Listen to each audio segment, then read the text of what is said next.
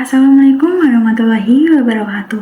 Perkenalkan, saya Anissa Olhoeria Multazam dengan NIM A12 2024-07282 dari kelompok A126301U. Pada kesempatan kali ini, saya akan mempresentasikan pemahaman saya tentang materi Customer Relationship Management. Nah, pada materi yang pertama kita akan membahas tentang pengenalan terhadap CRM. Nah, CRM adalah pendekatan bisnis untuk membangun dan mengelola hubungan jangka panjang dengan pelanggan. CRM memanfaatkan teknologi untuk menganalisis data agar perusahaan memahami kebutuhan perilaku pelanggan. Nah, terdapat 3 tujuan utama dalam CRM, yaitu Keep berarti perusahaan mendapatkan pelanggan baru melalui promosi, Keep berarti perusahaan mempertahankan pelanggan yang sudah ada atau pelanggan lama dengan menjaga kepuasan mereka, dan Grow berarti meningkatkan nilai pelanggan dengan membuat mereka membeli atau menggunakan lebih banyak layanan.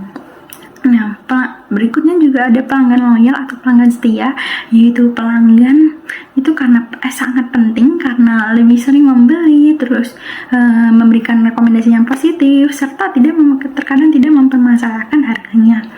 Nah, dapat disimpulkan bahwa CRM membantu perusahaan meningkatkan kepuasan, loyalitas, dan keuntungan perusahaan dalam jangka panjang. Berikutnya adalah materi yang kedua, yaitu pada materi ini kita akan membahas tentang pentingnya memahami hubungan antara perusahaan dengan pelanggan. Jadi, perusahaan itu perlu menjalin hubungan baik dengan setiap pelanggan untuk meningkatkan pendapatan dan mengefisiensi biaya serta menyesuaikan strategi pemasaran mereka. Namun, mengenali pelanggan itu bukan hal yang mudah. Terkadang data pelanggan itu seringkali tidak terpusat atau kurang lengkap. Jadi, contohnya itu pada perusahaan makanan kaleng, kan dia kan menjual lewat toko, sehingga sulit mengetahui siapa yang pembeli sesungguhnya atau siapa konsumen sesungguhnya. Karena itu perusahaan itu perlu melakukan identifikasi pelanggan melalui pengumpulan data dan juga penggabungan data dari berbagai macam sumber.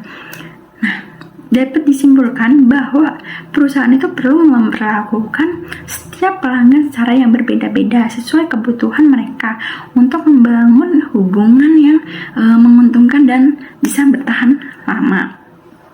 Nah, berikutnya adalah materi yang ketiga. Nah, pada materi ini kita akan membahas tentang 5 tahapan dalam implementasi project CRM. Nah, yang pertama itu ada develop CRM strategi, yaitu tahap ini menetapkan visi dan tujuan CRM untuk meningkatkan kepuasan serta nilai pelanggan dalam jangka panjang.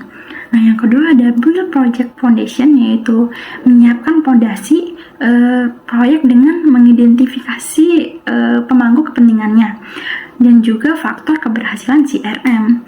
Nah, berikutnya ada need specification and partner selection, yaitu menentukan proses bisnis dan seperti menganalisis data pelanggan serta memilih solusi atau mitra yang tepat.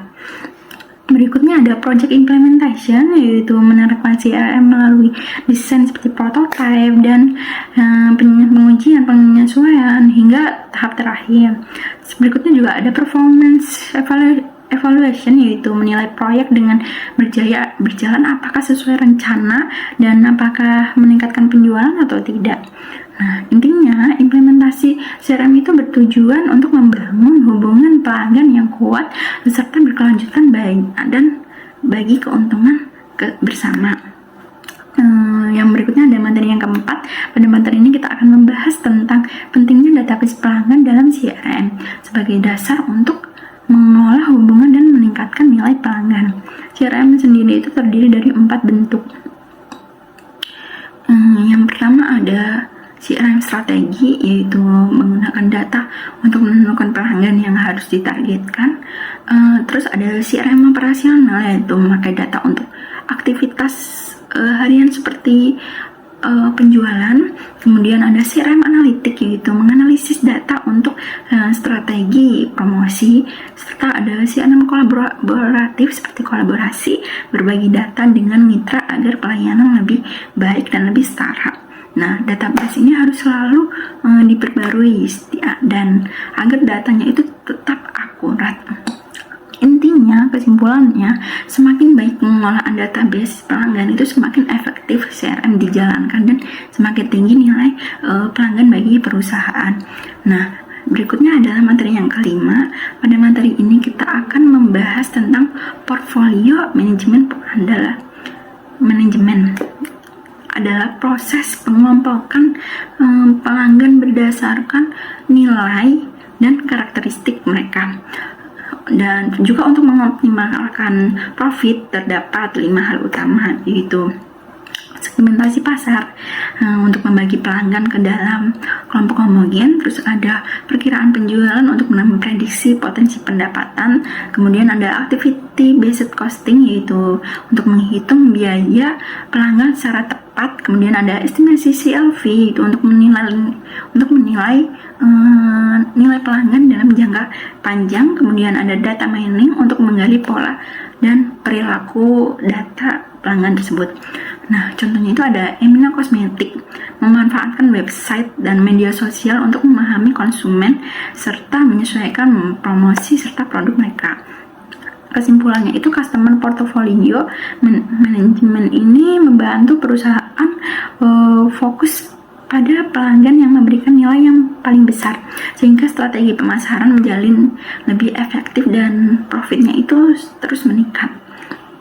Selanjutnya ada materi yang keenam, yaitu pada materi ini kita akan membahas tentang customer relationship management dan juga customer experience.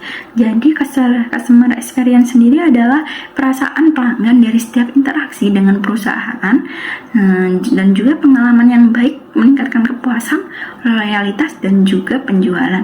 Jadi untuk mencapainya itu perusahaan itu perlu fokus pada pelanggan dan membangun hubungan yang baik, membangun hubungan yang emosional, setelah menyediakan CRM yang fleksibel.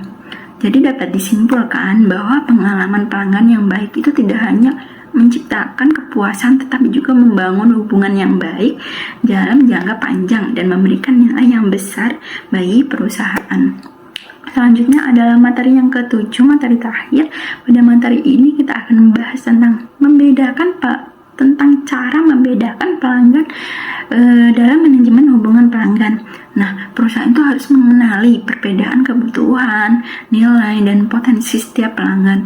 Nah, kemudian menganalisisnya lalu mengelompokkan mereka menggunakan Desire Analysis serta Customer Lifetime Value atau LTV. Nah, untuk menilai kontribusi di masa mendatang. Jadi, dan berikutnya juga ada strategi meningkatkan nilai aktual pelanggan, yaitu ada bisnis kompetitif, perubahan perilaku, dan juga pengembangan pelanggan. Nah, terus juga ada 4 kategori nilai konsumen. Yang pertama ada MVC, yaitu konsumen dengan nilai aktual tertinggi. Kemudian ada MGC, yaitu konsumen yang memiliki potensi perkembangan. Kemudian ada BC atau below zero, yaitu konsumen yang selalu merugikan, pendapatannya itu lebih kecil dari biaya yang dikeluarkan oleh perusahaan. Terus yang terakhir ada migrator, yaitu konsumen yang tidak terlalu menguntungkan tapi masih punya sedikit potensi perkembangan. Nah, dapat disimpulkan bahwa membedakan pelanggan berarti memahami kebutuhan mereka untuk membangun hubungan yang lebih baik dan meningkatkan loyalitas. Itulah yang bisa saya sampaikan untuk presentasi kali ini. Jika ada kesalahan dan kekurangan, saya mohon maaf. Saya akhiri.